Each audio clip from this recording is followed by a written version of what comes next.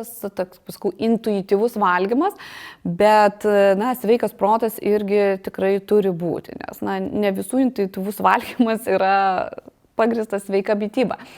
Yra įrodyta visgi, kad būsimo vaikučio sveikata labai priklauso dar nuo būtent nuo nėščiosios tiek sveikatos, tiek mitybos būklės ir yra netgi duomenų, kad netgi nuo mitybos iki prasidedant nėštumui.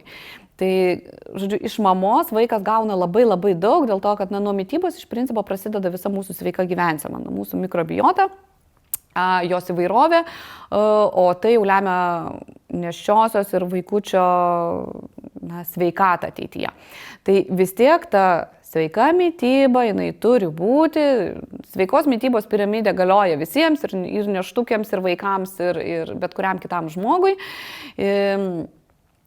Žinoma, dėl papildų nėščiosioms, tai jau tikrai turi tarti su prižiūrinčia gydytoja, bet vėlgi žuvų taukai, vitaminas D, folio rūgštis ir magnis yra įrodyta, kad tikrai yra reikalingi tiek nėščiosios sveikatai, tiek vėliau būsimo vaikelio sveikatai.